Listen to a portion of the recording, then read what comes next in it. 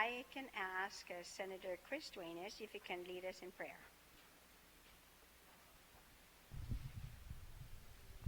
Shall we all rise to pray, please?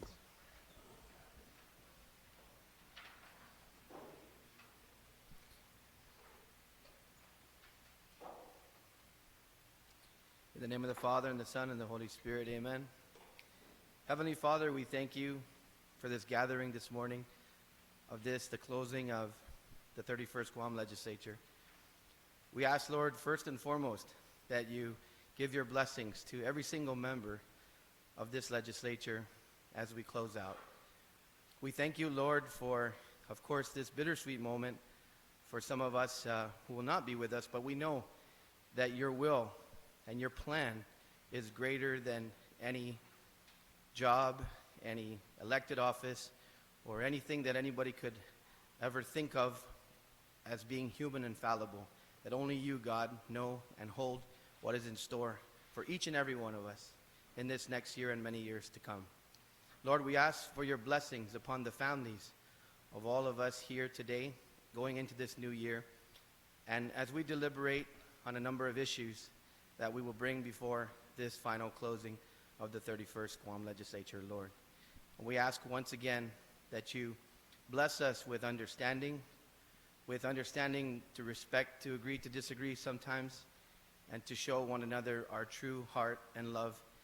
And Lord, that you continue to bless us going into the 32nd as well. And we ask all this in Jesus' name. In the name of the Father, and the Son, and the Holy Spirit. Amen. Thank you very much, Senator. Senator Palacios, can you lead us in the recitation of the Inifresi? Inifresi. Gini ni mastart kilo, hinasokku, i mastart kilo, di corazonhu, teni mas figo na nina sinyahu, u fresin maisazo para behu protehi, jan u defendi, i hinengi, i kultura, i linguahi, i airi, i hanum, jan i tanu chamoro, ni irin shakku, diretso gini na stata, este u afidma gihilui Biblia, jan i bandirahu, i banderan guahan. Senator Frank Blas, if you can lead us in the singing of the Guam hymn in Chamorro, and Senator Samabini in the singing of the national anthem.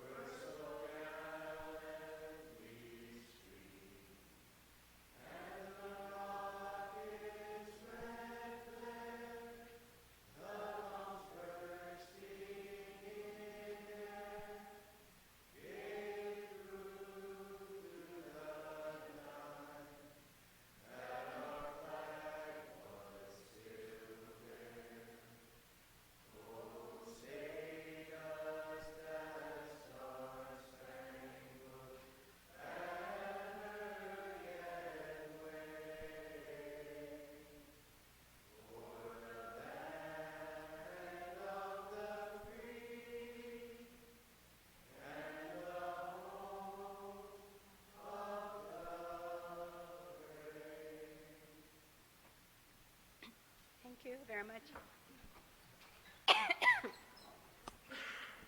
Clerk, can please take roll call?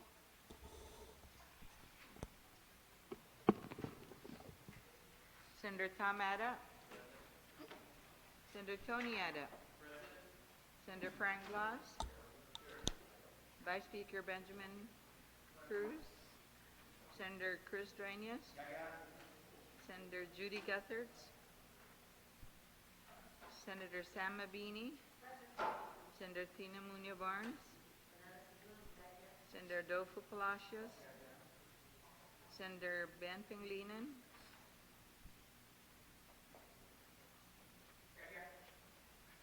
Senator Respicio. Senator Dennis Rodriguez. Senator Mana Silva Tyron. Speaker Judy Wampet. Senator Eileen Yamashita. Madam Speaker, wish to report there is a quorum. Thank you very much. Senator Respicio for the approval of the Legislative Journal. I move that we adopt this agenda dated January 4, 2003. On that motion, without any objections, so ordered. And I move to excuse any senator who's not yet present for our final session. On that motion, without any objections, so ordered. Madam Speaker, I move that we approve the Legislative Journal, subject to correction. On that motion, without any objections, so ordered. Madam Speaker, there are communications and petitions from, and I move that they be appended to today's session journal. On the motion, without objections, so ordered. And Madam Speaker, there are messages from the Governor of Guam, and I also move that these messages from Imagalan Guahan be appended to today's session journal. Hearing no objections, so ordered. And there are reports of standing committees, Madam Speaker, and I also move that they be appended to today's session journal. Hearing no objections, so ordered. Madam Speaker, under the introduction and first reading of bills and resolutions, I move that resolution number 666-31 LS to resolution number 667-31 LS be given its first reading. No objections, so ordered. And I move that bill number 542-31 LS to bill number 543-31 LS also be given its first reading, No objections, so ordered. as well as certificate numbers 187-31 LS to certificate number 188-31 LS also be given its first reading. Hearing no objections, so ordered. Yeah, it's further down. Can I get the name? Madam Speaker, I move that any resolution or certificate of commendatory or condolence in nature that is introduced for the duration of this session be adopted, that all senators be co-sponsors, and that the sponsor works with the clerk and the legal counsel in the preparations of these resolutions or certificates. No objections, so ordered. Madam Speaker, my first motion is to place Bill 543-31. It's been introduced by the Committee on Rules, Federal, Foreign, and Micronesian Affairs and Human and Natural Resources, an act to repeal and reenact Sections 5 and 6 of Public Law Number 31-279 relative to salary reductions and annual leave. And I did write you a letter this morning, Madam Speaker, asking you to waive the public hearing requirement because it was the content of a subject of Bill 507, which did receive a public hearing on September 17th, 2012, and so I patiently wait for your disposition to my request. Thank you. After, of course, carefully evaluating that request to waive the requirement for public hearing on 543-31, an act to repeal and reenact Sections 5 and 6 of Public Law Number 31-279 relative to salary reductions and annual leave. So I certify that Bill 543 meets that requirement. And also for everyone to note is that there was an extensive public hearings on Bill 507. So that is my... Thank you, Madam Speaker. So on the motion to place Bill 543 on the second reading file, I renew that motion at this time. On that motion, without any objections, ordered. Madam Speaker, we have another bill that's time sensitive. It's Bill 544-31, It's introduced by Speaker V.C. Pangilinan, and it's an act to approve maintenance and insurance payments. And good senator has written you a letter asking you that pursuant to our standing rules, section 6.04A1, that you also consider waiving the public hearing requirement for this bill, and we also wait for your disposition on this request. Thank you, Senator. At the same time, yes, if I've evaluated again this request to waive that requirement, and just let everyone know that what we're really talking about here is the JFK facility insurance requirements, just in case you're wondering what this bill is all about, based on the budget, where there was an amendment that I put in that they must submit a plan. This is the last day in which they must then get authorization from the legislature to use its current appropriations then to fulfill this requirement. So this bill does again meet the requirements set forth in Title II of the Guam Code annotated. Thank you very much, Madam Speaker. So again, I make the motion to place Bill 544 on the second reading file. No objections, ordered. Madam Speaker, under this section of motions, there's 14 pieces of legislation that has been either vetoed or item vetoed by Imaglagan Guahan. I just want to take a moment to ask any of these sponsors if there's any interest in overriding any of these items. Speaker Pangilinan, you're recognized. Thank you very much, Madam Speaker. Madam Speaker, I'd like to move that, notwithstanding the Governor's veto on Bill 514-31, an act to amend Item 2 and repeal Item 3 of 1512.3A2B of Article 5, Chapter 1, Title 5, Guam Code annotated, relative to prioritizing the payment of income tax refunds with the remaining $18 million of Series B bonds.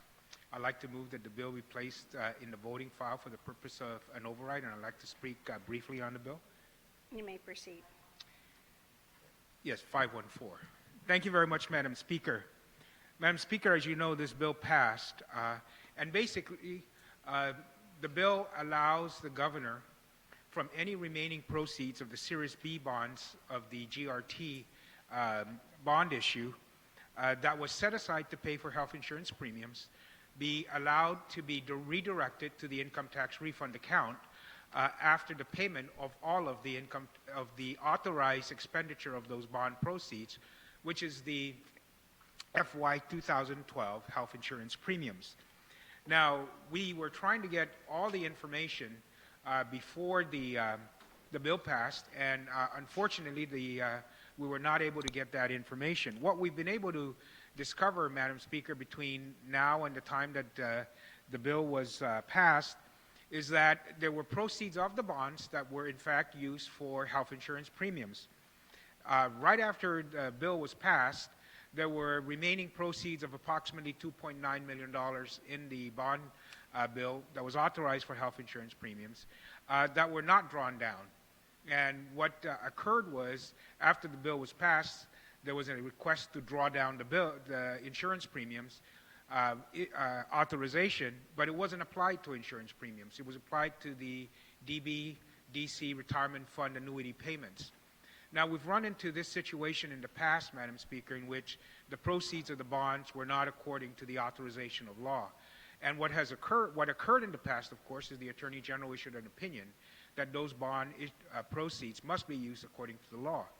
And if we are to continue to follow that, and the governor actually at that time, it was the matter of, actually it was the COLA payments, the first COLA payments that were authorized, and some of you may have been in here when we first came into office, when I first returned to this in the 28th Guam Legislature, was when we discovered that the COLA payments were drawn down. They weren't applied to COLA payments, they were applied to highway funding, that the bonds, those payments were actually reimbursed back to the COLA payments instead of the highway bond fund or road funding at DPW.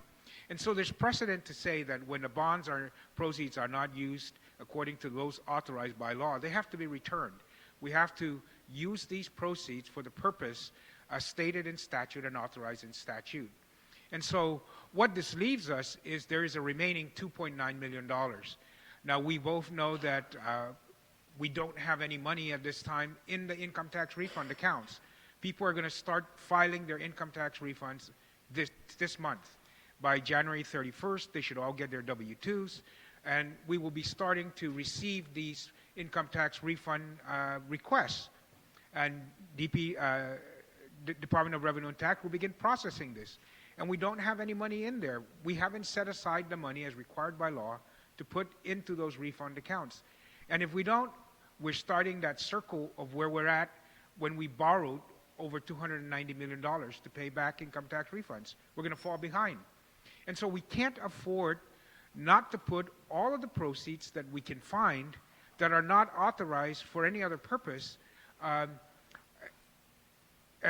have become basically surplus funds into these income tax refunds, because we are going to find ourselves that at the end of this fiscal year and at the end of the tax season, when people have filed over $100 million in income tax refunds, if we don't start putting money into that account every single time we have any additional money, then we're going to find ourselves 20 to 30 million behind if only we actually make the deposits as required by law.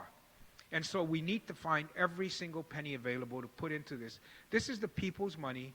We got to return it when they ask for it back, because they have given it to the government to use to operate. And when they need it back, we have to. And so if we don't take these kind of steps, Madam Speaker, in terms of earmarking this money, setting it aside, requiring the deposit be made, and enforcing these statutes, which the Attorney General has proven in the past that he will enforce the statutes, that when bond proceeds are authorized for a certain purpose, if they're withdrawn and not used for that purpose, the governor has to find the money, reimburse the account, and use it for that purpose. So this allows us to, at the minimum, take back that $2.9 million, put it into a refund trust account so that we can have some kind of beginning of deposits into the account so that we can pay as we go. And that's the only way we're going to be able to come current with our refunds at this time, Madam Speaker. It's pay as you go. And in order to pay as you go, you have to put away the cash every time it becomes available. And I believe, according to the statute, according to the reports that we've been able to gather, that $2.9 million with the override of this bill will be will become available to be deposited into the refund accounts, and we can begin the process of ensuring that we don't fall any further behind in paying income tax refunds. Because we have seen that the only way we can catch up is if we borrow money, but we don't have the capacity to borrow anymore. And come 2013, with all the money we've borrowed, 2013, 2014, if we don't find the income tax refund account and deposit it based upon the collections that we make, we cannot borrow any more money. We not only don't have the additional debt capacity, but we don't have the additional repayment capacity. Because we have new bonds that are coming on board in 2013, 2014 that are going to eat up any kind of surplus we have. So we have to prioritize every single penny available to put into the account for the people of Guam so that they can get their money back when they file their income tax refunds. So I ask my colleagues to consider that. It allows it. There's precedent. I believe that we have to begin to find every single penny available for the refunds. Otherwise, we're going to fall behind. And our options of trying to catch up once we start falling behind are almost nil at this time, Madam Speaker, given the status of our repayment capacity and given the status that we've maxed out our payment capacity. We have to increase our borrowing and debt capacity over and above 100% of what is set in the Organic Act in order to be able to borrow any more money. So I ask my colleagues for their consideration on this. It just allows that money to be redirected to the income tax refund account so that the people of Guam can begin to expect that when they file their refunds, at the minimum, we'll begin to be able to pay them with the beginning deposit of this $2.9 million. So thank you very much, Madam Speaker, and I certainly ask and plead for the support of my colleagues. Situs Masit. Are there any speakers on the motion? There being none, so on the motion then, notwithstanding the objections of the Magalang Guahan, to place vetoed Bill 514 on the voting file for an override, there being no objections, so ordered. Senator Respicio, you're recognized. Thank you very much, Madam Speaker. Madam Speaker, on the line item veto that was contained in Bill 511-31, I move that we request the legal counsel to brief us on this issue of whether or not the governor exercised his item power veto pursuant to the Organic Act. Not right now, but if she can provide at some point to you and to me, so in the incoming legislature, we can get a better understanding. What I'm saying, Madam Speaker, is on the Organic Act, the governor can only do an item veto if he's presented with an appropriation bill containing several items of appropriations. And in this bill, we understand that the line item veto that he's exercised is not really even an appropriation, but more so an authorization. And so to allow the governor of Guam to continue in this fashion where he's exercising the authority he believes pursuant to the Organic Act, and to have some of us be of the opinion that he was not authorized pursuant to the Organic Act to line item veto and authorization, a language that was more of an authorization rather than appropriation. So I'm requesting that at some point, as soon as realistic and possible, that our legal counsel provide a legal brief as to whether or not it's her opinion that the governor did exercise his item veto power pursuant to the Organic Act of Guam. That's my motion. Okay. There being any discussions, no objections, then so ordered. Madam Speaker, there are no further motions, but under legislative concurrence, I'm in receipt of a committee report from Senator Tom Atta, from the Chairman of the Committee on Utilities, Transportation, Public Works, Veterans Affairs, on the appointment of Mr. Ed Untalan to serve as a member of the AB Wampat International Airport Authority. With the committee's recommendation to do confirmed, I move that that be placed in the voting file. Hearing no objections, so ordered. I have no further motions at this time, Madam Speaker. So we are then on the second reading file, and I recognize Senator Respicio on Bill 543. Thank you very much, Madam Speaker and colleagues. Bill 543 was introduced 2 days ago, introduced as on behalf of the Committee on Rules, Federal, Foreign, and Micronesian Affairs, and Human and Natural Resources. And it really is in recognition of what the governor has said with respect to his Bill 507, his Omnibus Spending Cuts Act. And what we're hoping to do here, Madam Speaker, is to identify, as we have identified through his press comments, those provisions in that now Public Law 31-279 that he found objectionable, but even yet he let it lapse into law. We want to present him with a version that repeals the 10% salary cut to unclassified employees, and it leaves the 10% salary cut to those positions, those elected offices that make $50,000 or more. And we also, Madam Speaker, provide that the annual leave benefit for senators is also to be repealed by way of Bill 543-31. If you recall the whole genesis of Bill 507, and when Governor Calvo submitted that bill and introduced that bill, which identifies things that the administration wanted to do to the retirement fund, to firefighters, to teachers, to nurses, to other areas of this government, even to repeal the annual leave of all elected officials. We've seen that when the retirement fund stepped forward and the chairman, former Speaker Joe T. San Augustine, said that this was akin to raiding the retirement fund and he wasn't going to support it, and rightfully so, and there was pushback. Well, the administration kept moving forward. When the firefighters stood up and said, Madam Speaker, that they felt that their being singled out and targeted because of the issue of the non-productive pay. And although we know that that's just a misnomer and a titling of that kind of activity, and when he met with the firefighters and told them of an effort of Senator B.J. Cruz and Senator Montesilva Tyrone that he didn't no longer support making any adjustments to their pay structure, what he didn't do, Madam Speaker, is he didn't take that bill back, make the corrections, resubmit it to the legislature. So we had to make that amendment in that committee, and then when it was presented, it was further amended on the floor to reflect what happened at that public hearing. But the whole entire time, our Vice Speaker, as the presider of this issue on 507, was very diligent, was very diplomatic, wanted to have both parties heard, wanted to explore the idea of having both the retirement fund and the administration sit down, which they've never sat down prior to submitting Bill 507.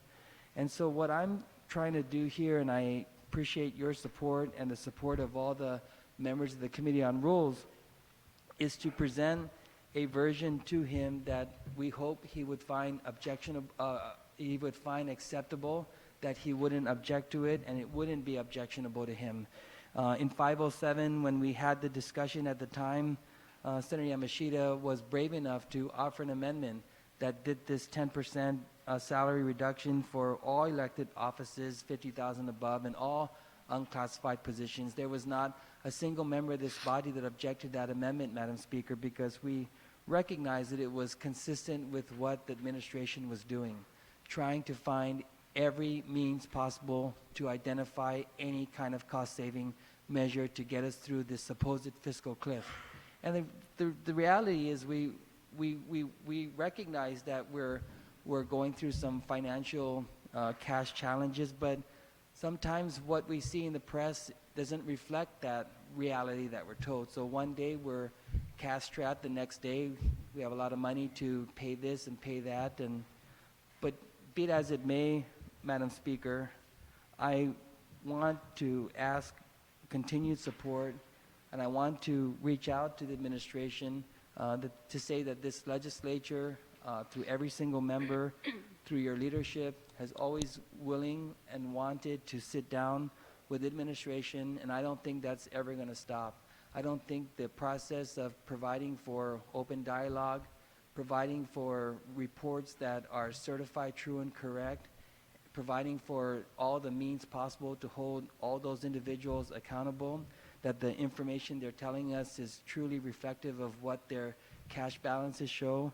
Madam Speaker, that's the kind of working relationship that we had to foster with the administration, and I hoping the governor sees Bill 543 as one of those ways to express to him that we're serious about wanting to work with the administration, and we're also serious about doing things that in this bill that will make him sign this bill, such as in the case of annual leaves, Madam Speaker. Yeah, that was the repealing the annual leave provision for elected offices and those employees of the governor's office. That was in that bill that he proposed. But there was pushback. There was pushback by other elected offices. There was pushback by employees of the executive branch that would have lost this annual leave benefit. And so that section did not make it in the final version.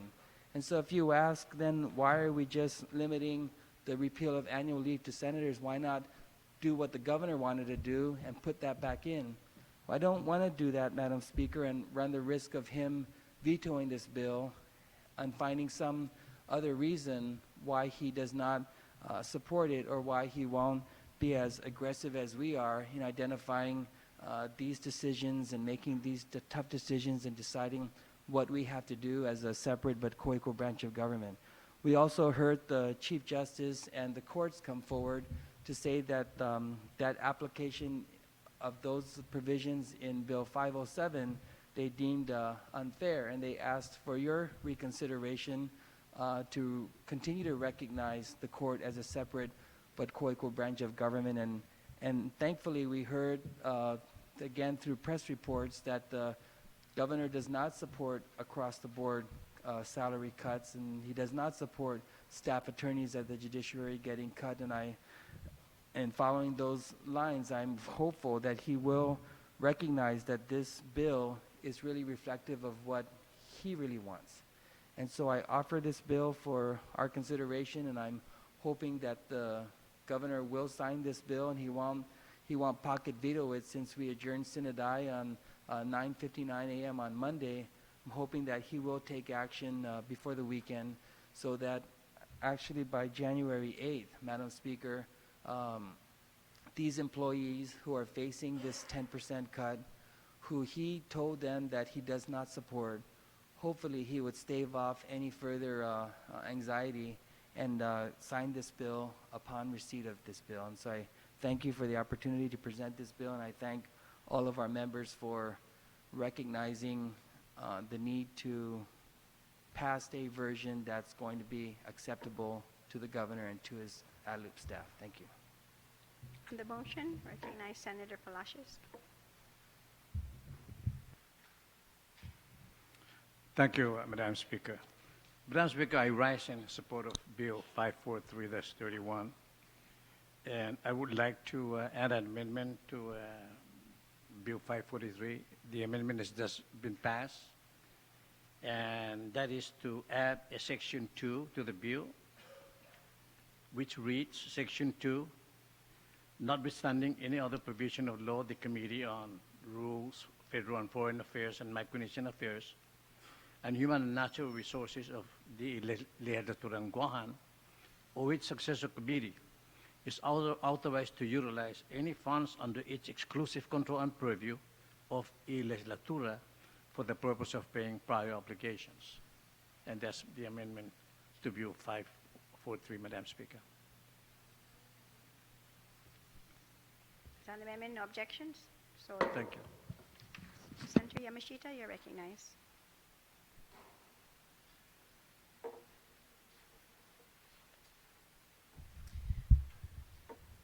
Happy New Year, Madam Speaker. Thank you very much for giving me the opportunity to speak on this measure. As the presenter of the amendment that proffered a 10% cut of elected and unclassified employees, please allow me to represent the context of why I did what I did. It seems every time I turn on the news, as my mom would say, I'm making the honor roll. That measure had a public hearing, and at that public hearing, silence was the reaction. Silence is an answer, so I believed nobody had any problems with that reduction, that attempt to help. At the most recent election, we had a theme of pay cuts being synonymous with leadership, and I had always totally disagreed with believing that one size fits all, or that even those of us who earn our pay should be cut. I actually believe, though, that we are experiencing a financial crisis, a fiscal crisis. So I believed in good faith that the $1 million that would result from the proffered amendment would help keep us going, to help keep operations moving along, and I really did believe that the 10% cut would help us. I think everybody thought that, and maybe people still believe that. But now, Madam Speaker, I question, really, what is our fiscal health? As the bill was being transmitted or reviewed, $4.5 million was released for overdue bonus pay. Then $1.2 was released for the judicial court system. What other balances are there? What other monies do we have? And who will get it? How serious is our government's fiscal crisis, and is there one? And I ask these questions, Madam Speaker, with sincerity, because every time I read the newspaper, hear the news about millions being found and given, I thought we didn't have any money. So after we passed the measure that said 10% of us would get cut, I got lots of phone calls and text messages and email from GITA, UOG, GDOA, the OPA. And after reading the letter from the Chief Justice and watching the GMH chiefs on TV, I thought, wow, a mistake was made. A mistake. And as leaders, Madam Speaker, we know when it's time to own up to a mistake and to try to fix it. So as now we are heading to repeal the 10% for unclassified employees, and now it's only folks to be cut are elected officials, I ask, what are those cost savings? 90,000, 100,000? And really, that's going to be helpful for this supposed fiscal crisis? I absolutely support the elimination of annual leave, but I do question having the elected officials reduce their pay by 10%. I'm not objecting, simply because I know that if I object, then the disastrous result of the unclassified employees will remain. And we want to correct that. And I stand in full support of the measure to fix that. But I also, Madam Speaker, want us to remind the people that the Guam Legislature has a budget of around $7 million, and that this legislature, through your leadership and others, has continuously reduced their budget. Once upon a time, I understand it was at $23 million, and today we're at $7 million. So for anyone to say that we are not helping, that we are living beyond our means, I ask them to be fair and to speak truthfully. You know, Madam Speaker, I thought of the Guam Congress. I started reviewing some history, and I imagined what our pioneers did to fight for our voices to be heard.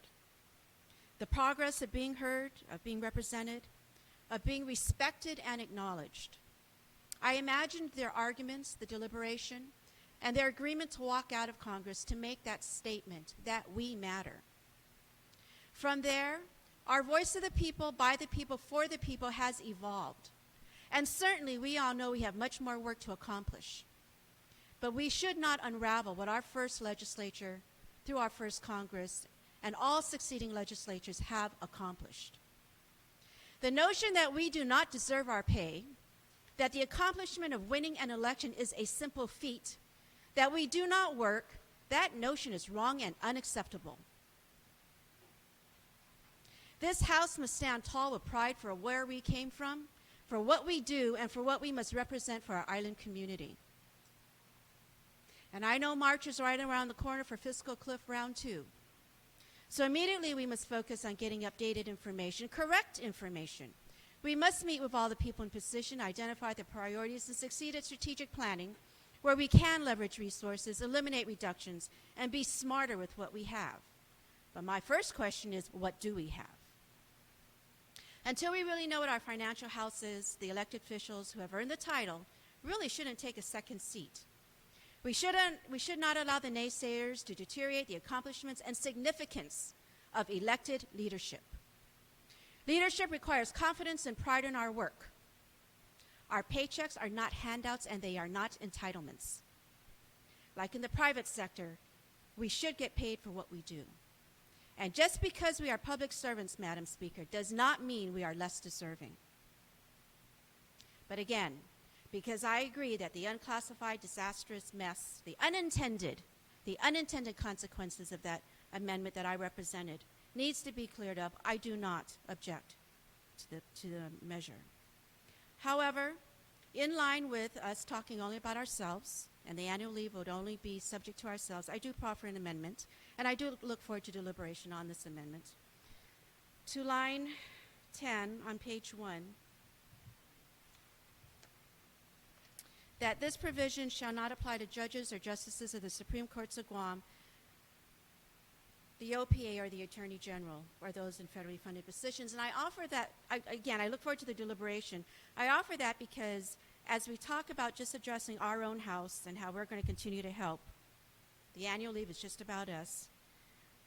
I wonder if we shall exclude or not include the Attorney General and the Public Auditor in the reduction of their pay by 10%. Thank you, Madam Speaker, for the consideration.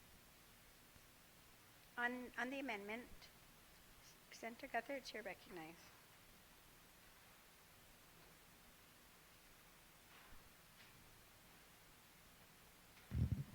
Thank you, Madam Speaker. Madam Speaker, I stand to support the amendment.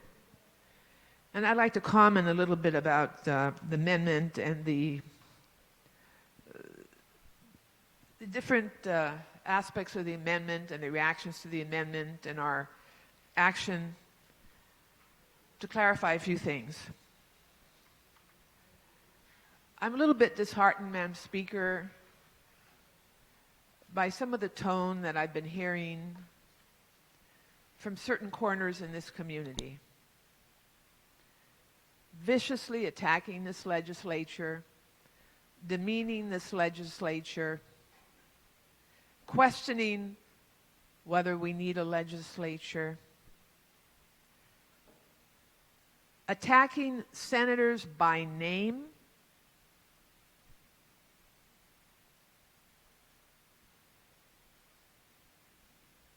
I believe, Madam Speaker, that there's some special interests in this community that are trying to disassemble this body, to remove this third branch of government as part of the check and balance provided for in the Organic Act, as the policy-making entity of this community, and as the entity of last resort for the people of Guam to seek help with on issues that they are not able to resolve by the executive branch and even by the judiciary without the money to do it. I am leaving this body, as you know, and I'm fine with that. I understand that. I accept that. But I do not accept, Madam Speaker, the demeaning of senators and of what we do here. I do not accept intentional propaganda to mistreat this body and those here who devote their time and efforts on behalf of the people of Guam to do their best. I want to say, Madam Speaker, that we are not perfect. No one is perfect. But we are not less perfect than those that spend their time spinning messages, attacking individual senators, demeaning individual senators, trying to portray us as the enemy of the people, despite our efforts to represent them in an objective and fair manner. The folks that are doing this, the special interests that do this, they are not accountable to the people of Guam. Their motives are not to represent the best interests of the people of Guam, but to represent the best interests of themselves.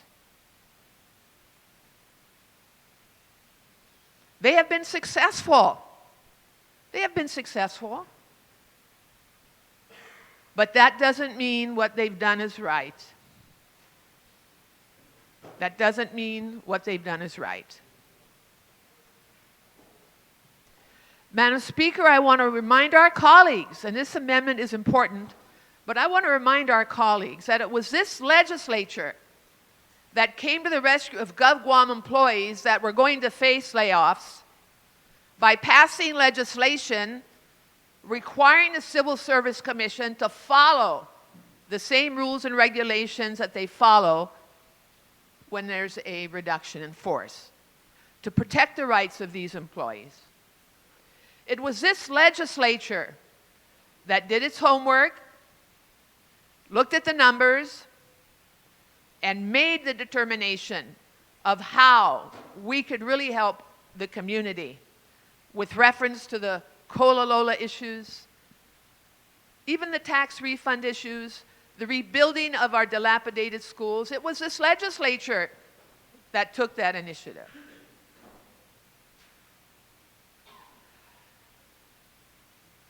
I think it's important that this institution continue to be accessible to constituents, to people that come here hopeless with no other place to go, to help them solve their problems, no matter how small the problem is or how big it is.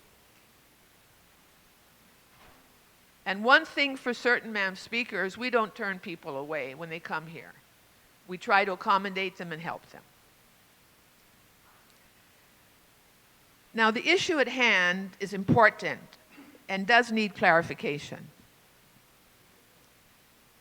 For the last year and a half, we've been listening and our governor has tried to present to us the challenges facing this government financially. And in good conscience, I think the members of this body have tried to respond in responsible ways.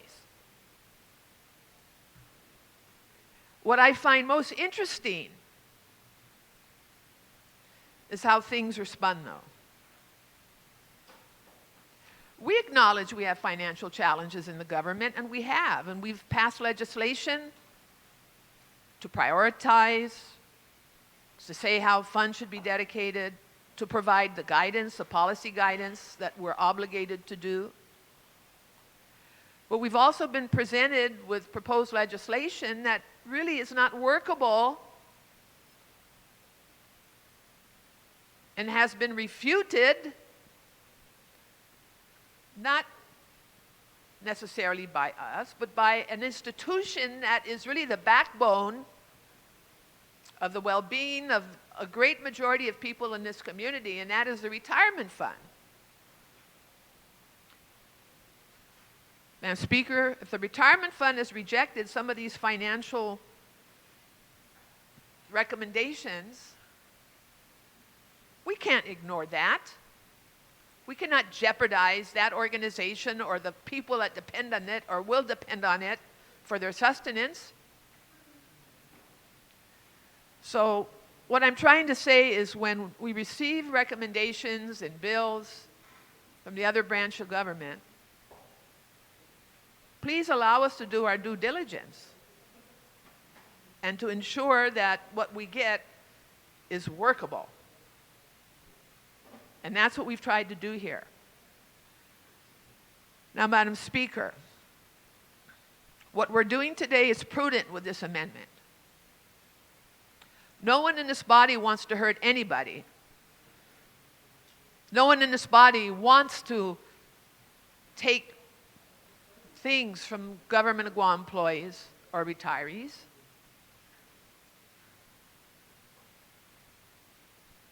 But the presentation of information to this body was quote unquote dire,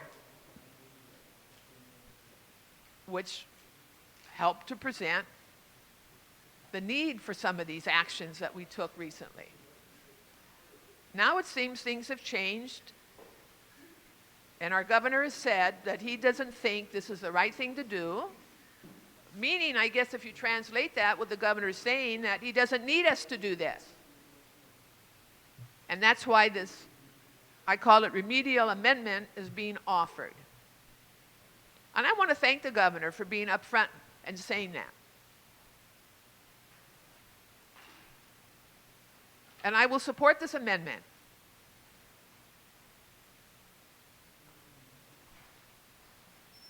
The amendment that was offered. But I just want to ask the people of Guam, please, ladies and gentlemen, please understand that this legislature doesn't operate to hurt people, to mistreat people. It tries to operate in a responsible manner and do its job.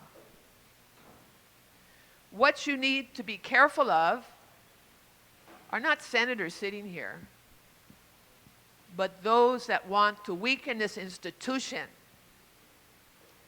to erase its history, to erase its significance and its importance as manifested in the Organic Act of Guam. And I do ask my colleagues, those that will be returning and those that are coming in, to safeguard the responsibilities of this body, the checks and balances that this body is supposed to provide to the people.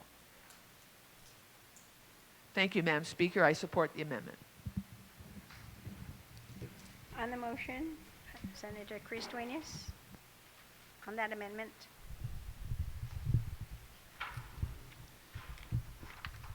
Once again, I join other colleagues in saying Happy New Year, Madam Speaker. I rise to discuss the amendment and also just to discuss some of the understandings of Bill 543. I was sitting tight to listen, but I felt the need to rise and make a few comments in support Madam Speaker, point of of the order. amendment. Speaker, can you state your point of order? My point of order is the amendment we're talking about is to add the OPA and the AG Yes. to line 10, not the bill itself at this time. So, That's so we correct. should And- confine ourselves to adding the OPA and the AG. Yes, I understand. And that's fine. That's understandable, Madam Speaker. I believe the comments that have been made, and that's a nice rise to order, point of order. The comments that have been made by the retiring speakers would facilitate the discussion I'm about to engage in. I continue to maintain my respect for every colleague on this floor and addressing some of the comments and the commentary along with the amendments. I too, Madam Speaker, have received the phone calls that I'm sure many of members of this body have received in discussion of this issue and the proposed amendment that resulted in the current situation that exists. While I understand and respect the fact that there are members who will say, and duly elected representatives who believe in the integrity of their pay and what that represents, and what leadership represents in terms of compensation, I only address this for the simple reason of wanting to at least revisit once again proposals that have been put forward before this legislature that include commentary on this particular amendment. That it is prudent, I believe, though, at times, and especially when constituents continue to bring it up to your attention, that you at least adhere to the rules and regulations that you set out for yourself and defend only what is right when asked, why would you give yourself a pay increase during the time when it's Senator, being asked? Yes, I Madam know Speaker? before Yep. you're right. It's about the AG and I OPA. understand that. I understand that. To include. I'm representing comments that have been made on the floor, Madam Speaker.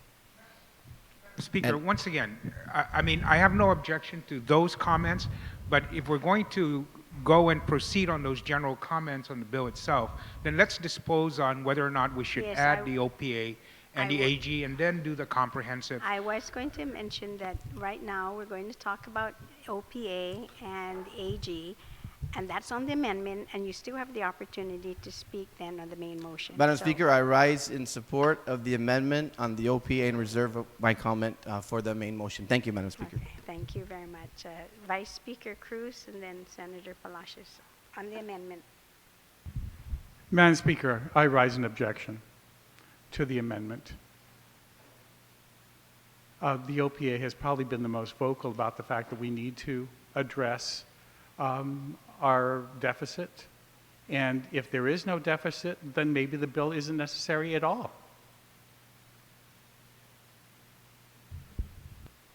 Thank you, Mr. Vice Speaker. On the amendment, Senator Palacios.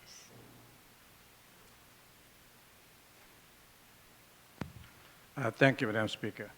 Madam Speaker, I rise in support of the amendment for a couple of reasons. First of all, Madam Speaker, these are positions that have been established by law, recognizing, of course, that the obligation of the mandates placed upon this position, of course, commensurate with the benefits that's attached to it. And although the current bill before us to include them in the 10% reduction is temporary, meaning 2 years, still, Madam Speaker, I recognize these two positions, these two offices, as actually more of a professional office than a political office. They are elected because to remove to add independence and autonomy to the office. But it's a professional office, in my opinion, and so there is a differentiation between that and, of course, the office of a senator that we run. Of course, some of us run by profession, and some by whatever other things that we want to run. And that's how I see the differentiation with these two. Again, it's established by law, the compensation is established by law, to have been commensurate with the obligation and the mandate that's placed upon it. I support the amendment to preserve, of course, what has originally been intended as a compensation package for these two offices. And I support the amendment. Thank you, Madam Speaker. Welcome. Is there anyone else who would like to speak on the Yamashita amendment? There being none, but there are objections, so I will call for the vote. All then in favor of the Yamashita's amendment, please raise your hand.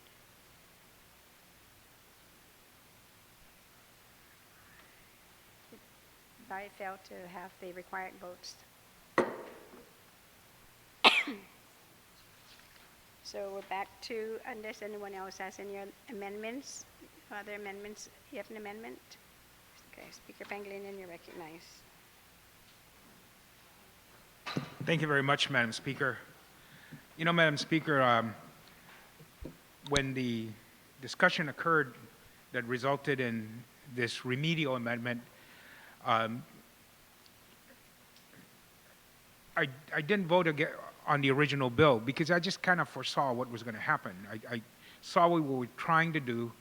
We were trying to accomplish something without really trying to do the comprehensive. And it was because of the lack of information coming out of the administration that on one day they would go to the federal courts and say, we cannot pay income tax refunds within 6 months because of our fiscal crisis, and there is no money in the government of Guam to be able to put away to do that. And then we find ourselves, as one of the retiring speakers say, after the bill's passed that says we're going to make these cuts, they come out and they pay these merit bonuses, but only half of them. Right after filing declarations at the court, sworn declarations by the financial management team of this administration, saying that we cannot afford to put money into the income tax refund trust accounts, we pay bonuses.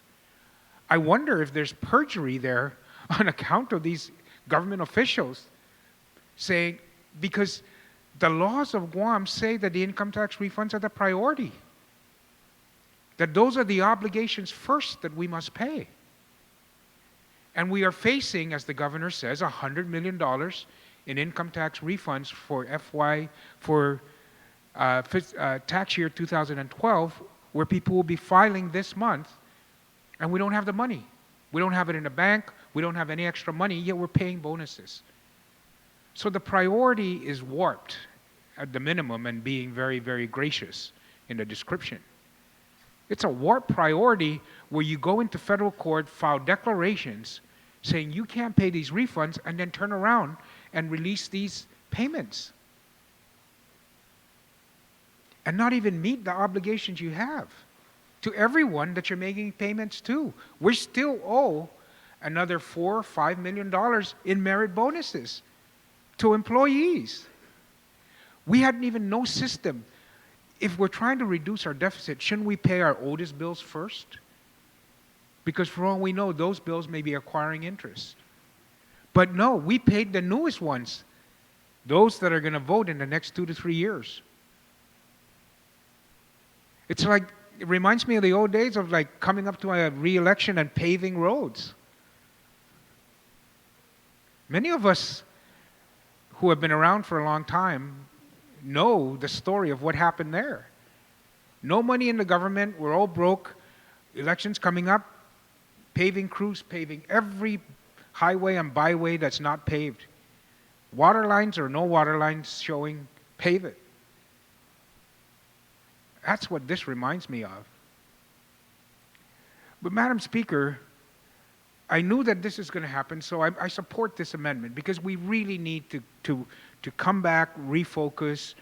Everybody, be forthcoming, be open, be honest, be transparent. Do as we say, and we'll be fine. Instead of, let me do what I want to do and say what I want to say, and never the twain shall meet, or never the twain shall meet. That's what's happening here. The governor says his spending cut plan was needed in order to save ourselves from our financial crisis. But Madam Speaker, what really is that savings plan? It's an extension of the amortization of the retirement fund obligation of this government to the beneficiaries of the retirement fund. It's not an elimination. We're not reducing retirement benefits, which means we don't have to fund those benefits in the future. It means we're not going to put the money in the retirement fund to accumulate interest so that when those beneficiaries are ready to collect their retirement, the money, the cash is in the account to pay them their retirement. That's not what this savings plan is, an extension. It's to defer those payments and make them sometime down in the future.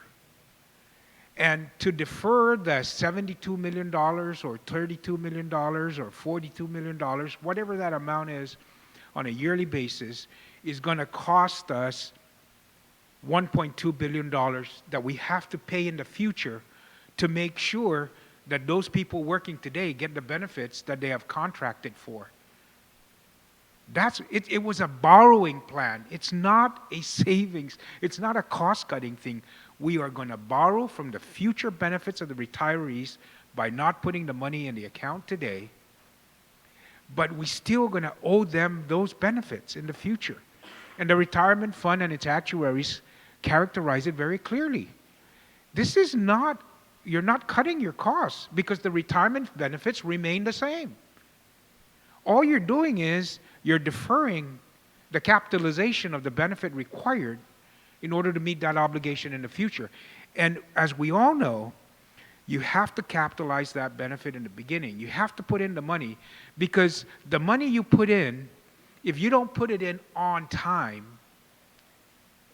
if you defer capitalizing that, then what happens is that that benefit balloons. And so you go from having to pay 26, 27, 28% of gross payroll this year. If you don't put that money in there and you reduce that, you're going to have to put 30, 35, 40% of gross 10, 20 years down the line so that when those employees retire in 20 years, they're going to have that money.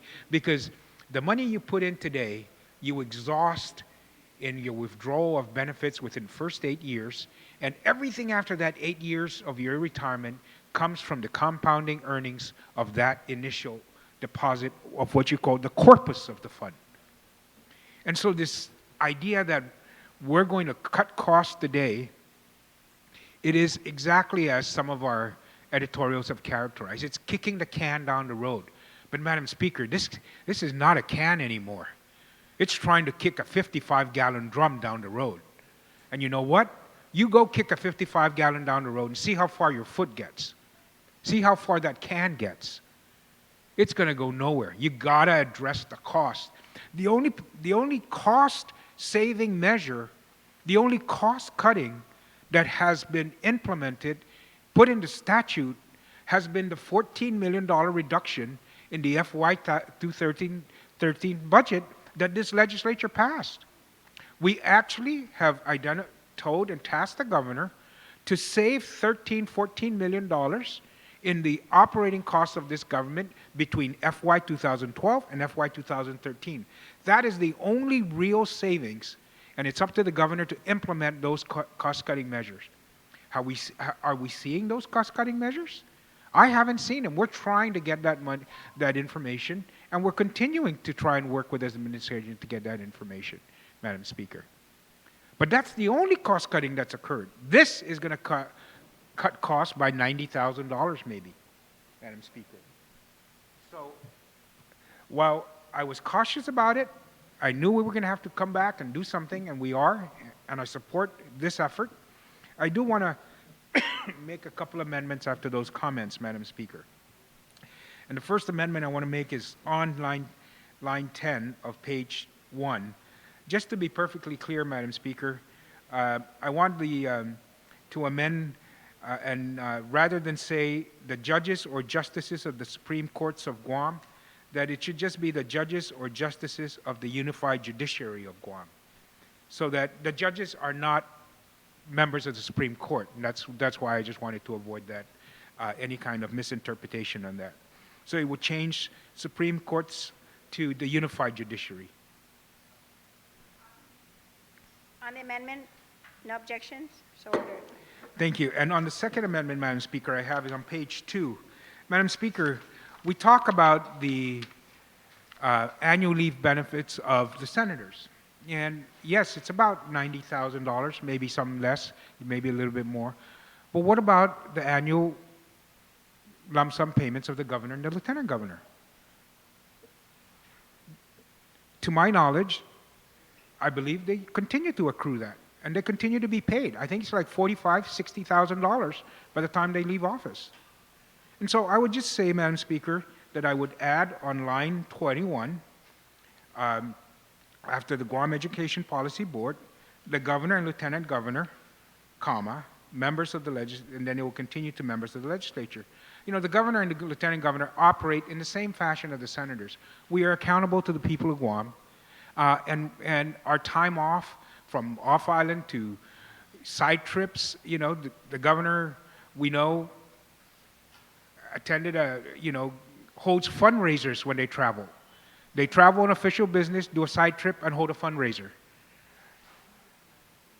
Is that being paid for by the people of Guam? And then they don't file annual leave either to do that fundraiser. So if we're questioning the use of time, and that the only people we're accountable for is to the people of Guam, the use of time when members travel and so forth, then I think it should be, and we should also just include the elimination of the annual lump sum payments for governor and lieutenant governor, and that's my amendment, Madam Speaker. On the amendment, no objections? So ordered. On the main motion, Senator Dueñas, you're recognized. Thank you, Madam Speaker. I rise in support of Bill 543, and I will renew my comments.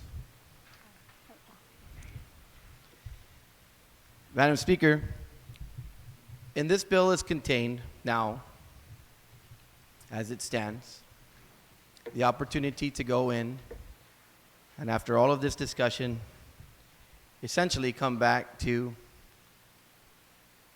a pay reduction for elected officials. And as I will represent on many comments that have been made on the floor and outside of the floor, on efforts that were made by myself to do what I thought was right, to do what I thought was prudent, I will represent that it is not in particular leadership just to reduce one's pay, just to put what others would say as a means to an alms or pittance to an effort. But I will renew, Madam Speaker, the facts that even members of this esteemed body had made during the election period, had made on the record, that they didn't even vote for the provision that ended up resulting in the pay increase that was issued in the 31st Guam Legislature. I want to go back to what I said earlier, Madam Speaker. I received the calls that everybody received, and I heard retiring speakers on this floor rightfully state, get to the real work. Get to the meat of where the money is. If you want to do this, do it right. Break out your comb through those mandates, do what needs to be done, bring this structural imbalance under control, stop having a deficit. In fact, members of the Chamber of Commerce, during their meetings, stating what they would state in terms of their representations of the economy. Point of personal privilege, Madam Speaker. I think the Speaker's teasing me about my comb. Thank you, Speaker Ben. I gotta say that this issue has been with me for years now. Madam Speaker, in short, Madam Speaker, the representation, once again, which I will close with, was even members of their body were divided even about borrowing, saying, give us one thing only, and I'll work with the incoming chairman on Ways and Means. Give us a balanced budget. Give us a budget that will not incur a deficit, that you use historical facts put together to show, and that'll drive your mission to drive the mandates of ensuring that we provide only the necessities of this government, which the government should be doing with the tax dollars that are anticipated. And I wasn't on their list, Madam Speaker. Contrary to many discussions about special interests and those who have touted maybe some of my efforts. In closing, though, in all fairness, Madam Speaker, I just felt the opportunity to say that, because as we go forward, it is true. Let's put everything on the table. And I will say that that does have to happen. And let's be, so-called, as we say on the street here on Guam, let's be for reals. And when I took that tough conversation that I had with one elected official that I had to go toe-to-toe with screaming at me, I said I look forward to this next legislature. I look forward to a lot of the fresh and bold ideas that were pushed forward by many members who want a seat in this body, because that's what they committed to, and that's what we're all going to have to commit to. Be for reals. And I agree. Don't pick on one person, but if it's right, do what's right. But let's get down. Let's do this. So, Madam Speaker, I mean, I'm not moving the amendment at this point, but I think at this, I would support it if it happened, to just delete Section 5. Because that's what it's coming down to now. I'll leave that for the rest of the body, but I'm just saying that is my commentary on this, Madam Speaker, to at least uphold something that I believed in my heart was right, wherever direction it ended up going. Thank you, Madam Speaker, for the opportunity to speak in favor of Bill 543. You're welcome. Please state your point of information.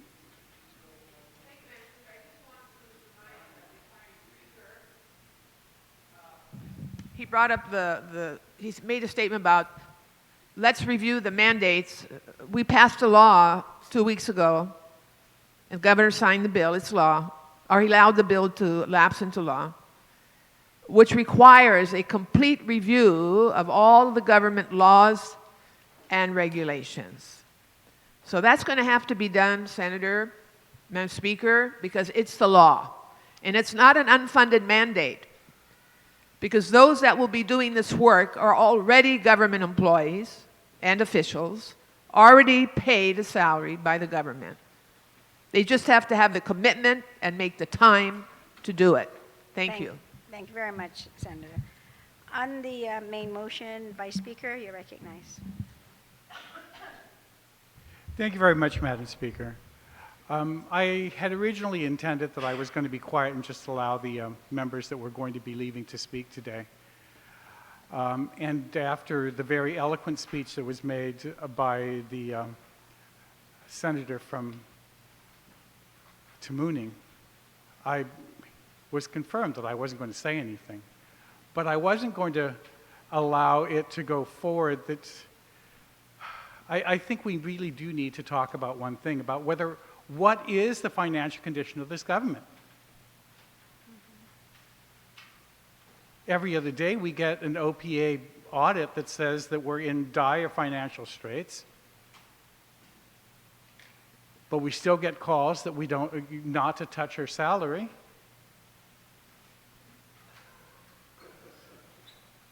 So I'll be honest about it. I won't mince it.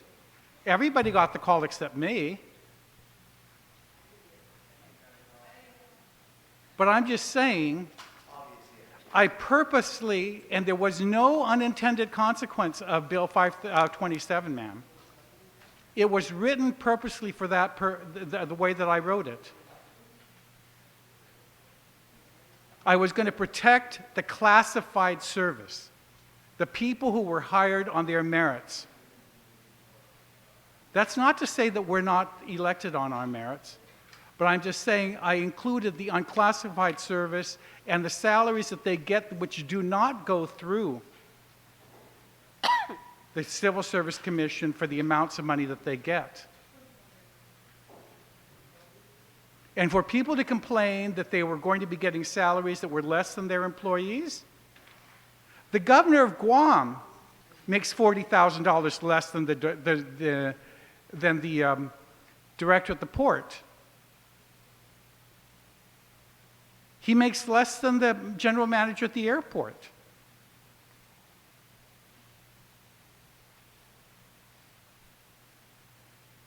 I knew what the effect was going to be at the court. My sister's name's on that list. She hasn't spoken to me since before Christmas.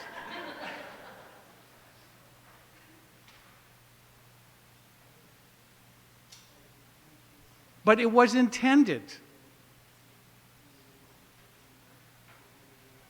If I was going to be affecting people, 23 people whose salaries were in the high 2 digits. I was concerned about the young man that I just saw in Inarahu, who I know is one of the maintenance men over there that barely makes over 20. And I knew the judiciary was already threatening on having a cutback.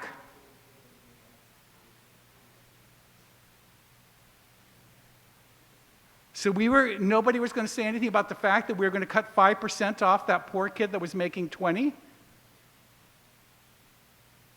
But we're going to holler and scream because we're taking 10% from someone who's an administrative officer making 120.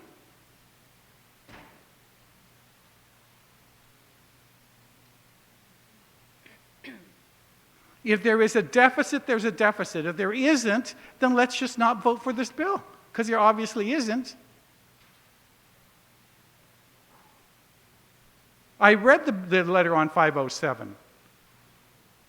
KUAM interviewed me for almost 10 minutes, and I got all of about 10 seconds on the air.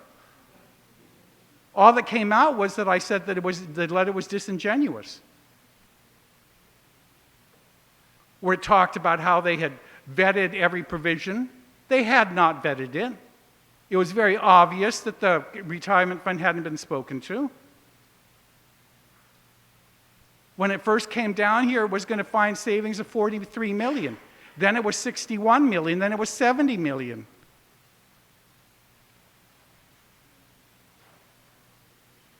The first 15 sections of that bill had a grand total of about 1.5 or something less than $2 million worth of savings, if there was. But they hadn't talked to the nurses. When they finally spoke to and listened to the firemen, they finally took that off on their own. But after I had 5 separate hearings over a 3-week period, we vetted that bill. I knew every section that was going in and out of that bill. And I knew when I introduced 527 what I was intending to do.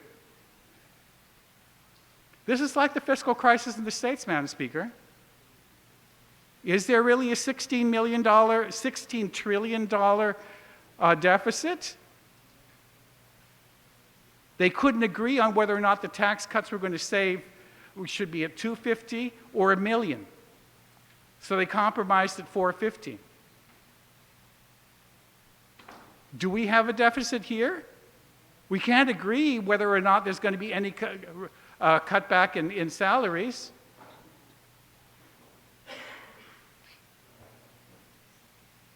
We say there's a deficit, and the day that we pass the 507, the next day there's a $4.5 million worth of meritorious bonuses checks being issued in the press.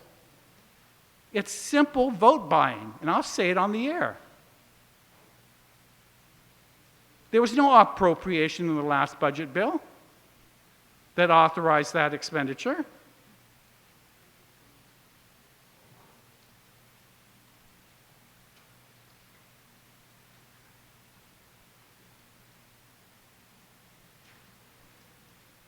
What authority they had to use that money for that purpose is beyond me. If you can use whatever money that you want for paying prior year obligations without an appropriation, then go ahead. I mean, then what are we here for?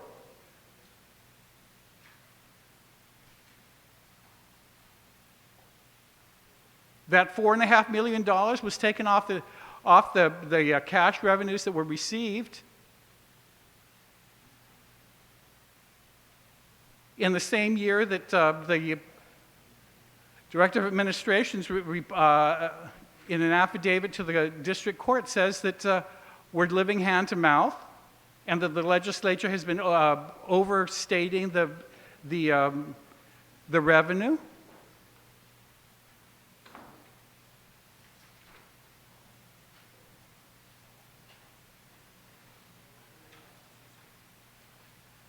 We need to know how much cash there is. What is the money situation? Where did $1.2 million come from day before yesterday to the judiciary?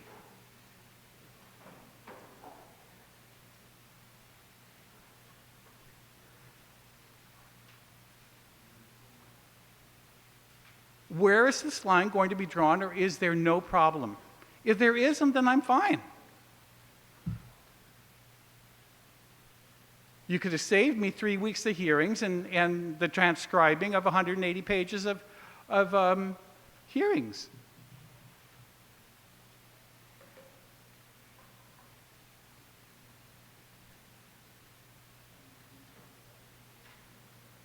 I really do think that we really need to try to figure out what is going on in this government. And like the question that was raised by the majority leader on what happened in 5/11, we really need to start having a discussion about having authorizations prior to appropriations, so we know exactly what we're going to be doing, and everybody knows that you can't be spending money, regardless of how important it is, without an appropriation from this legislature. I'm completely at loss of what's happening. In my prior life, I sat on a case up in Northern Marianas where I may have cost somebody his re-election because I said that they did not have the authority to refurbish the office and buy new cars for the governor's office if there was no authorization, no appropriation for it.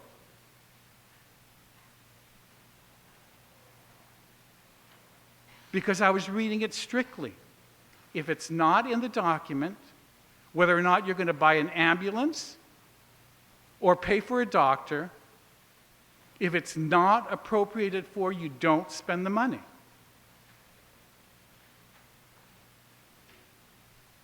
Otherwise, where's the line?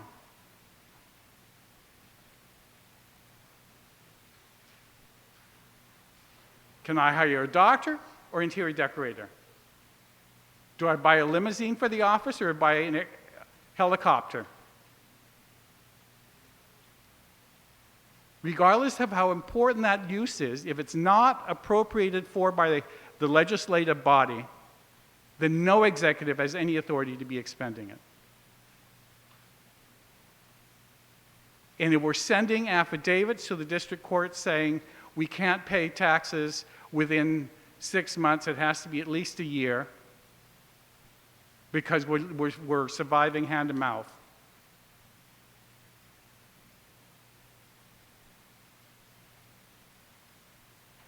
Then where did $5.5 million come from all of a sudden?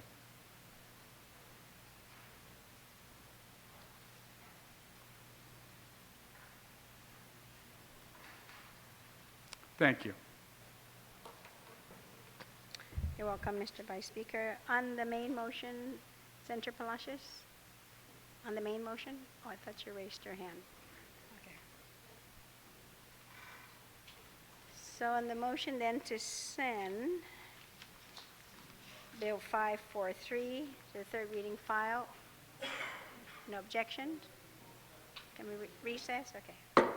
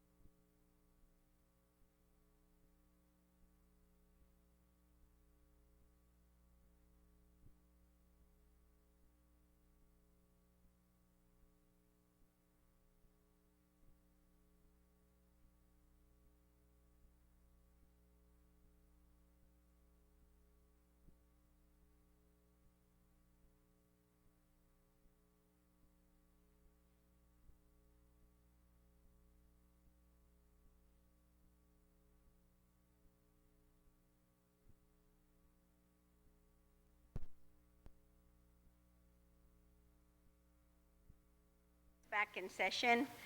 After that recess, I am going to entertain, here's another speaker on the motion. Thank you, Senator Madam Frank Speaker. Blas. You know, Madam Speaker, quite honestly, today I just was going to just keep my mouth shut.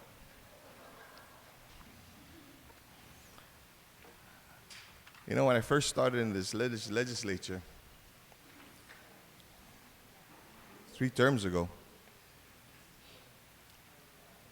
I sat next to an icon who gave me some very good piece of advice. I remember how he gave it to me. As a freshman senator, one of the first things you want to do is make sure that people heard your voice and heard what you had to say. And I remember one time I was raising my hand, and he looked at me and he goes, "Why are you raising your hand?" I said, "I need to say something." And then he says, just one word of advice: plenty talk, plenty problem. Little talk, little problem. No talk, no problem. So what's your problem? I put my hand up. But this being a deliberative body, that taught me to raise my hand when I needed to make a point.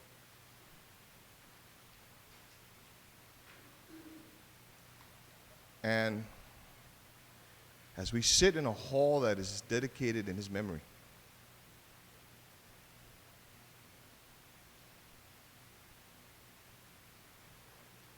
it is my hope that that's something that future legislators will heed to. But there comes a point in time when you need to talk.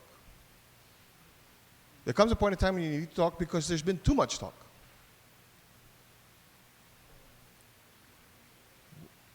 We're faced with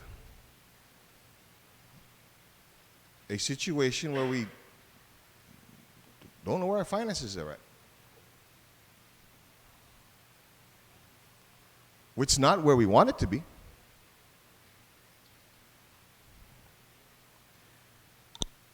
But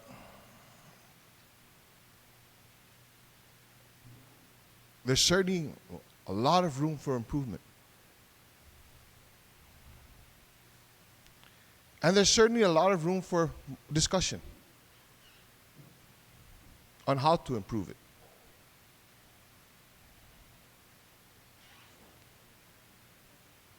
You know, when the people of Guam elected me to represent them, and being a part of this body, it's a great honor. It's a great honor with many responsibility, with an awesome responsibility.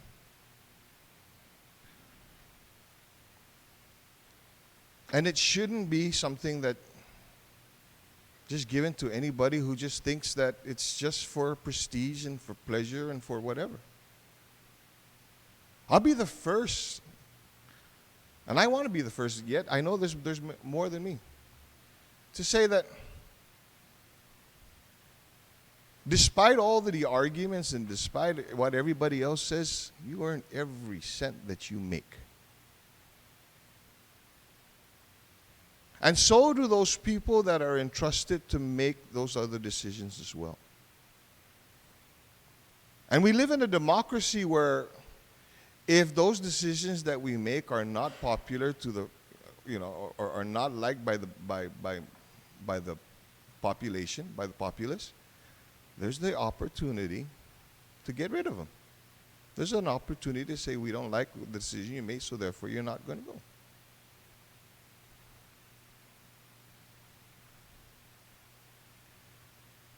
There's also another adage that says, you get what you pay for.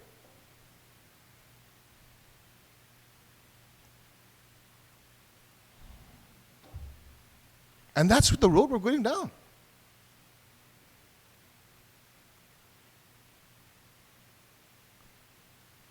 you know, I wanted to be quiet and just listen and see what's, because really, truth be told, everybody knows this. What we're doing here is not going to affect me.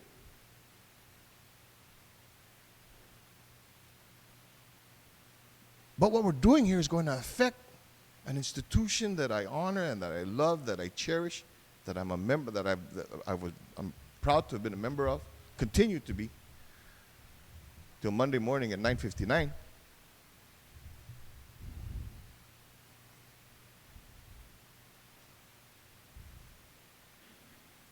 And for all those other individuals that are entrusted,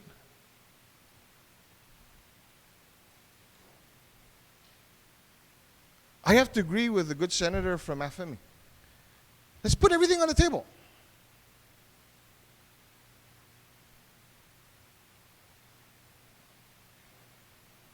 Not just how much we're making or how much we spend or how much we're going to spend, but also let's talk about how much is owed. How much can we gain? Where can we invest? What can we build?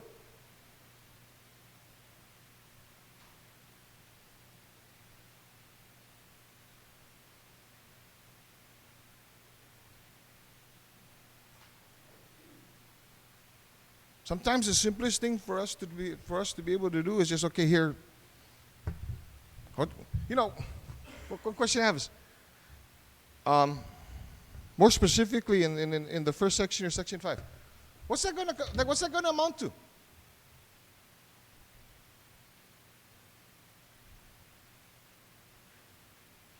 Then more so you take it off now.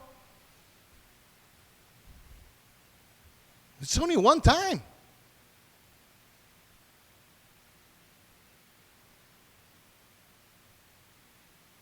This is not something that's going to be recurring.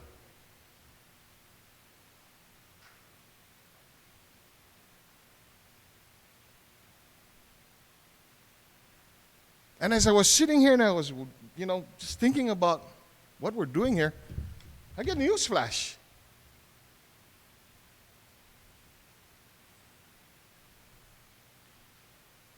We're going to take monies that are owed to us, that we rely on in as far as our budget, because that helps us to get us through. And we're going to turn around and we're going to give authorization, or somebody's going to give the federal government authorization to use the money that is owed to us so that they can make good on a payment that is due to us.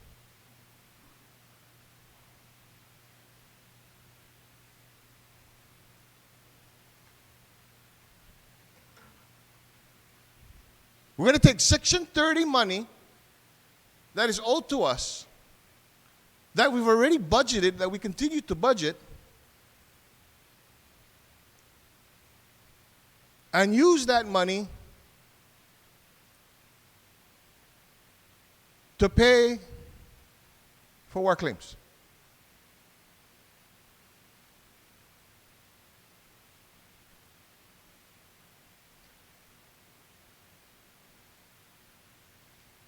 That happens, you're going to be short, what, $30, $40 million?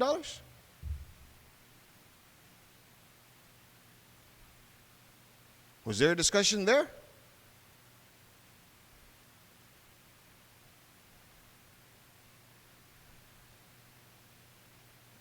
Or do we become aggressive in our efforts and we start to look for money that is owed to us and we finally use it and we can invest it?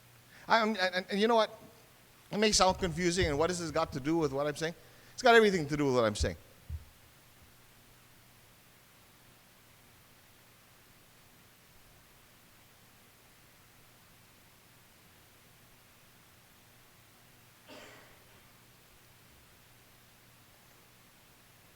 Maybe in discussions that we need to have, that it is needed to have, that we need to look at, we need to restructure.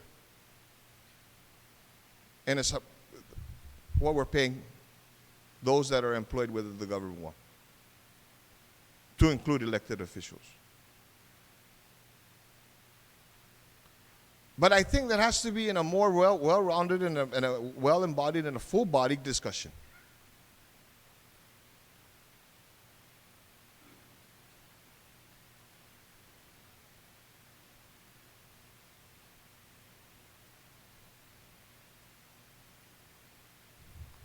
Can anybody in here and this, tell me how much this is going to save us? And whether this is going to be meaningful?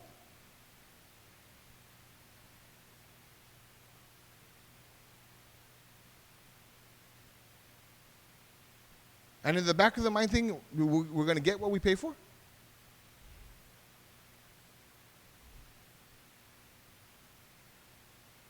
Because Monday morning at 10:01, I'm going to have to start to think about that.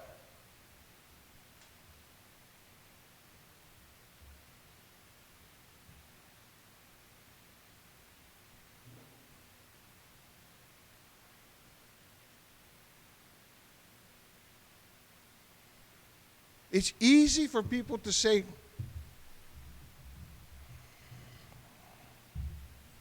cut salaries. The challenge is to show that you're making what you earn. And that's a challenge I know that everybody's up to.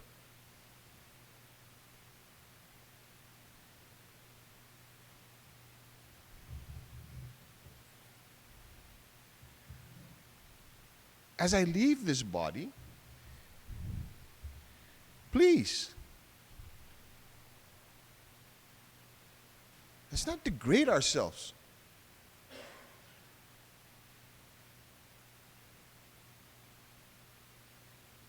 Let's not think that by reducing our salaries in this fashion, reduce the salaries of other people in this fashion is going to mean anything.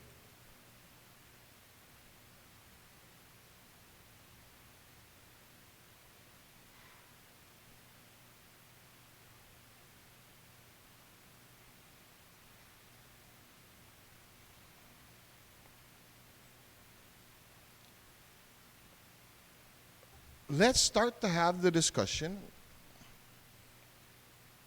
and I'm hoping that and I know there's going to be the discussion in the upcoming legislature, of just where we're at financially, where we're at fiscally.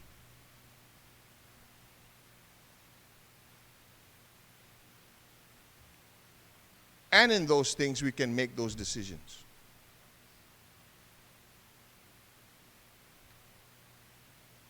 I warn all of you that in your next discussions, forget about $30 million from Section 30.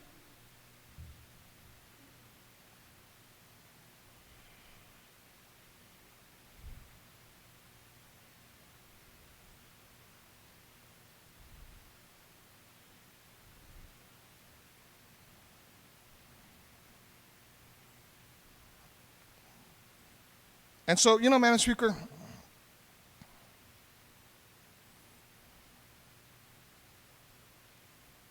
I appreciate the involvement of everybody in trying to find ways.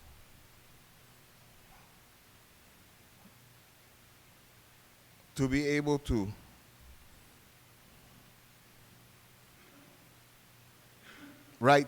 for lack of a better term, right-size this government or bring it to within its spending means. But that has to be the discussion with everything on the table.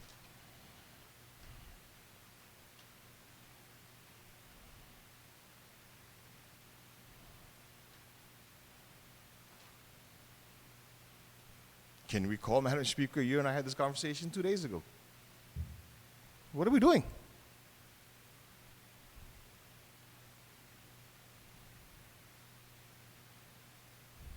We're going to cut off our nose to spite our face?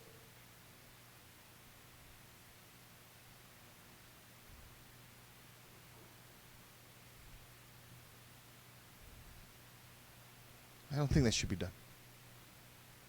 It's not going to do anything meaningful.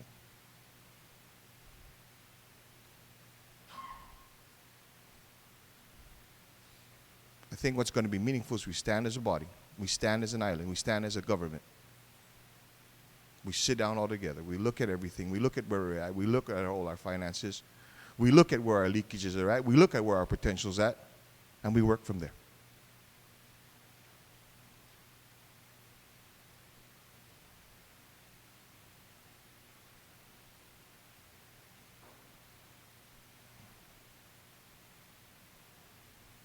there's a whole number of opportunities that are out there. There's a number of things that could be done.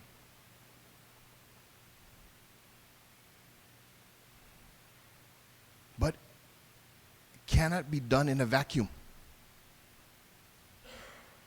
And it shouldn't be done in a vacuum. And I'm asking that we don't do this in a vacuum.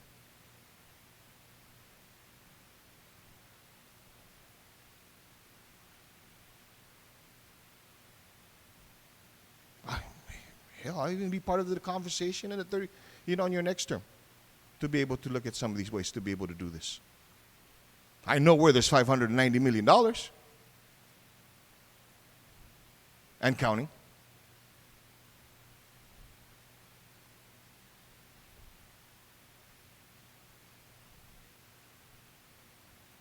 And maybe if there was more of an aggressive effort to be able to go after that, we wouldn't be having this discussion.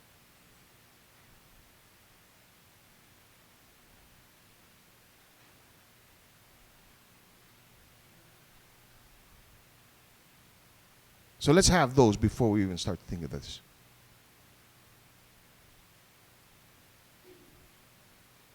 And because I believe in all of that, I don't think it's necessary for us to continue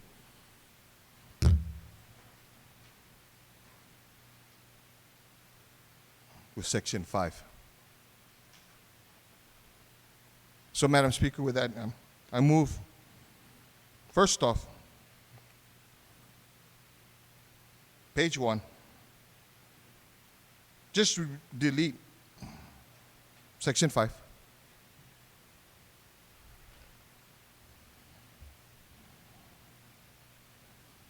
And then there's a second motion that needs to occur so that On the amendment to delete Section 5, no objections, so ordered. Senator, you still have the floor. okay, so that it's consistent and everything, we need to go up again to line 3, put a period after repealed, and remove and reenact it as follows. On the amendment, put a period after repealed on line 3 and delete the rest of the words and reenact it as follows. Hearing no objections, so ordered. And the third amendment, Madam Speaker, that I have is technical in nature, is for legal counsel to be able to, with regards to the sections, the rest of the section, everything to be consistent with existing statute and with this bill. And the title. Yes. Okay. On that amendment to allow then legal counsel to you make the technical corrections in terms of the codes and also correcting the title without any objections, so ordered. On the main motion, is there anybody else who would like to speak? So on the main motion then, which is to send Bill 543-31 to the third reading file without any objections, so ordered.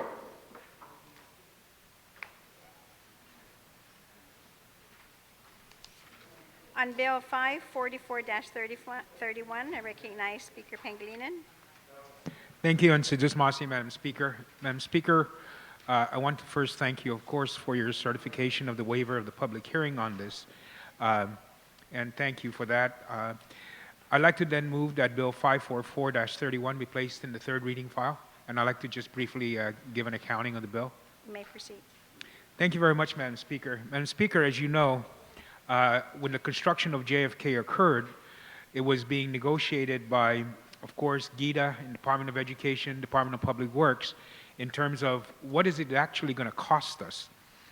We were all set in terms of knowing what the base rent was, and what was not known at that time, not revealed to this body until after the fact, was the fact that there was going to be what they were terming an additional rent for the occupation, basically, of the new JFK High School. And that additional rent really is a maintenance cost contract that was being negotiated. And when we saw the account and the breakdown of that during the budget hearings, it was brought to us at that time, we had an obligation to make these payments, but we also had an obligation to the rest of the government and the rest of the school system. And so when we looked at how the cost was being allocated, we, in this legislative body, through your presentation also, said that we need to cut costs here. That we are now being asked to fork up an additional $1.6 million for the maintenance contract of one single school, when we have a maintenance contract of $1 million a year for 4 brand new schools. Why is it going to cost us $1.6 million for one single school to the detriment of all the other schools and the rest of the government of Guam? Here we are trying to save money, scrimp, save, in order to make our obligations, and brand new cost added after the fact. And so we directed the Guam Department of Education to go back, begin negotiations with GIDA, the CAFCA people, in terms of, or the GAFCA, I get confused as to which is which, but to the constructors of JFK, and to the managers and the owners of JFK, basically, Madam Speaker, of the building constructed there, and say, look, this is really not, doesn't make sense to us. So you got to go back, readjust these figures. Well, what we've done is we've forced the Department of Education, GIDA, and to look at this contract now that is going to have to be a continuing cost. And we were not able to change the cost for FY 2012. We're going to be able to change the cost for FY 2013-2014, or school year 2013-2014, and they've agreed to go back to the table. But what this does then is it authorizes the Guam Department of Education to make those payments to the owners of JFK High School for the maintenance for this one fiscal year. But it also highlights the fact that we're going to have to readjust, negotiate a better contract in the next fiscal year and reduce the cost there. And so we've accomplished that in that effect in terms of highlighting the fact that this element of the contract for JFK doesn't make sense. It's it's too expensive. It's really charging the people of Guam too much money, and we're going to have to do something about it. And so while we're authorizing this for this fiscal year, next year, given what has been presented, what we've been able to put out into the open, because it was not open before and unknown, that we will be able to recoup some costs by saving in a better negotiation by this government, hopefully.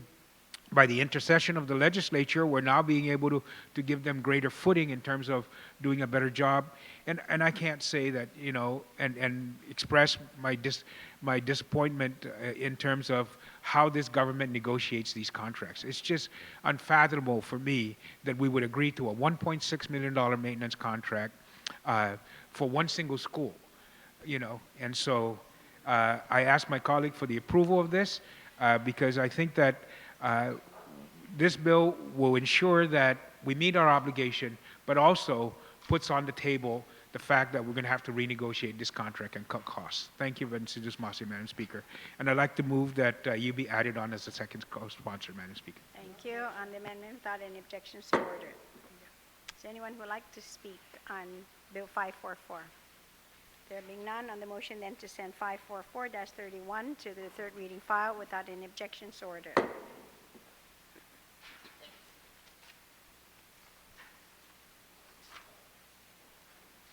Okay, Senator Respicio. Thank you very much, Madam Speaker. Madam Speaker, there being no further business in the second reading file, I then move that Bill 543 and Bill 544 be voted without engrossment.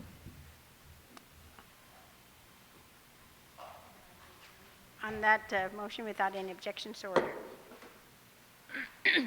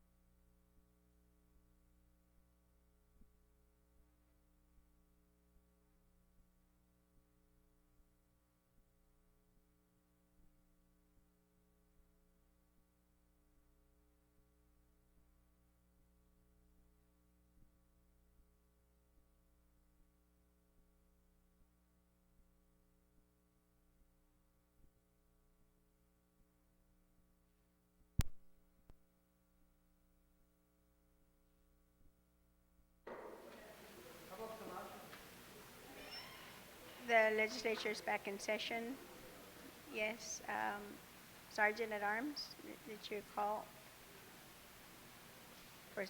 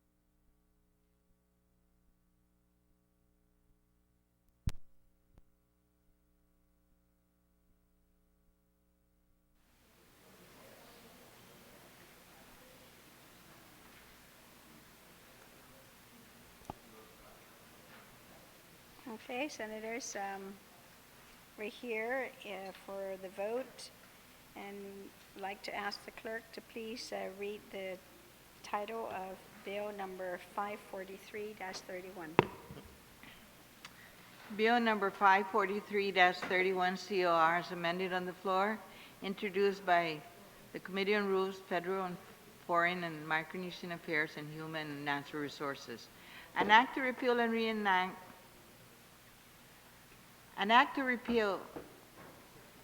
Section 6 of Public Law number 31279 relative to salary reductions and annual leave. Yes, the title. Yeah, the title would there was be a placed. technical amendment for legal counsel to make the title match the content of the bill. Roll call. Senator Tom Atta. Senator Tony Atta. Senator Blas. Vice Speaker Cruz. Senator Dueñas. Senator Guthertz.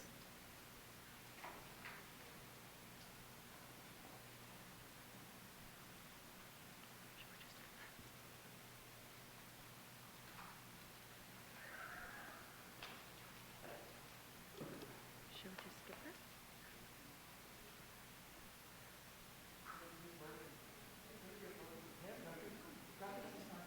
She's not here. She's not here, so move on. Senator Mabini. Senator Munya Barnes. Senator Palacios. Senator Pangilinan. Senator Respicio. Senator Rodriguez. Senator Silva Tyron. Speaker One Pat. Okay. Senator Yamashita.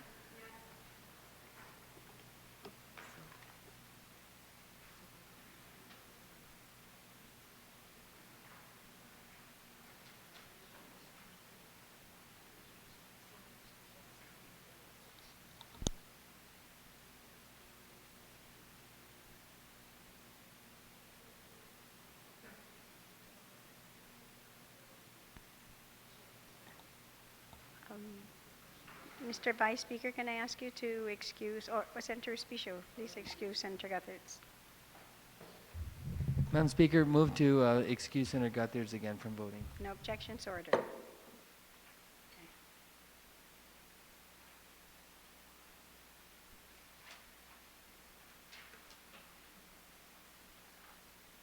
Bill number 543-31 COR received 14 yea votes and 1 excused absence.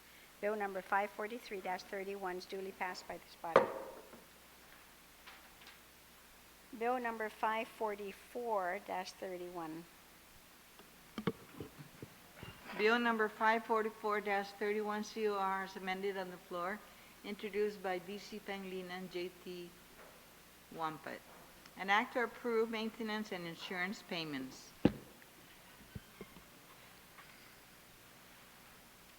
Roll call. Senator Tom Ada? Senator Tony Ada? Senator Blas?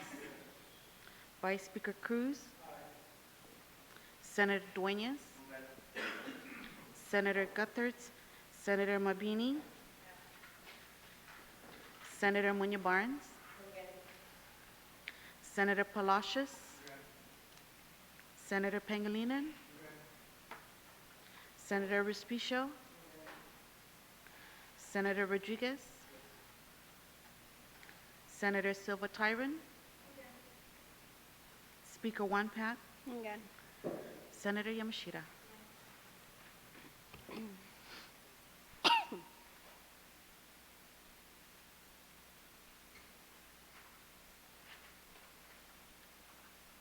Bill number 544-31 received 14 yea votes and 1 excused absence. Bill number 544-31 is duly passed by this body.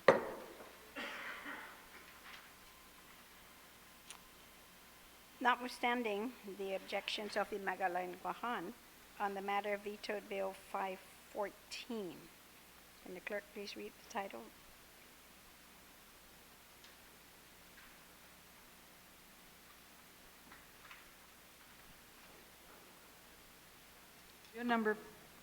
Bill number 514.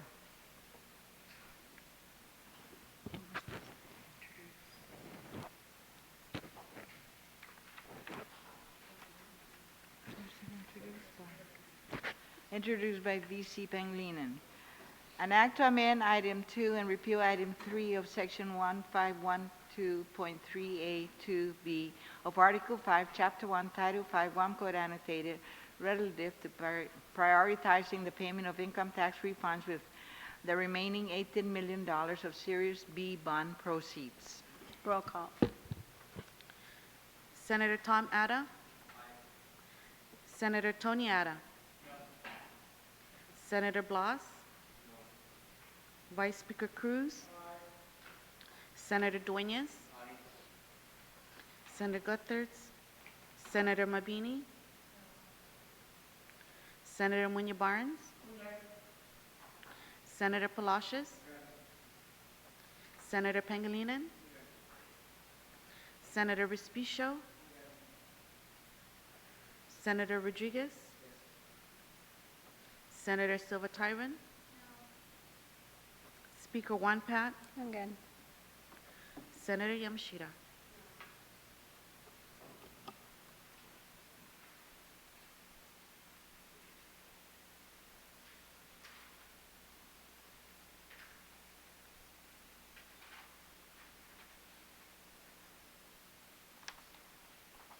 On the matter of vetoed Bill number 514, notwithstanding the objections of Magalan and Guahan, the bill received 8 yea votes, 6 nay, 1 excused absence. Vetoed Bill 514 failed to get the required votes to be passed by this body. On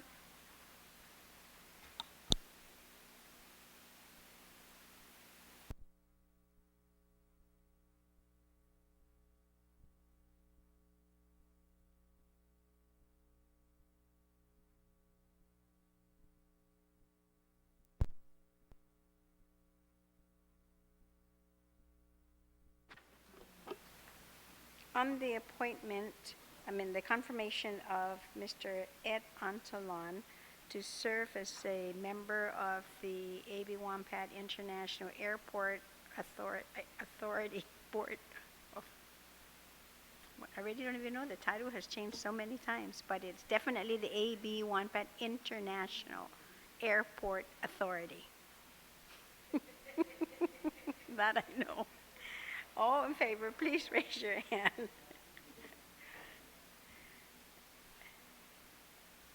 Okay. Mr. Ed Antolon received unanimous support from this body, so he's duly confirmed. Senator Respicio?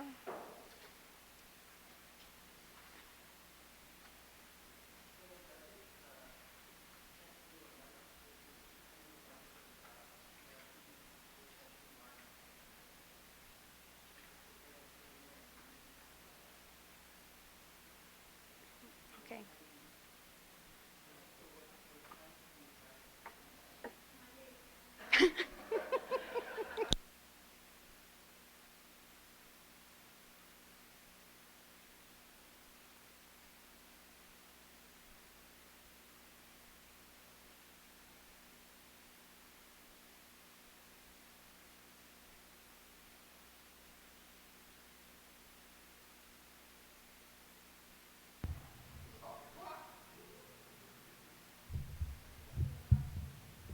Yeah. Senator Respicio. Thank you, Madam Speaker, and thank you, colleagues, for agreeing to on a motion that we recess till 2 o'clock today. Okay. On the motion without any objections or order. We are in recess until 2 this afternoon.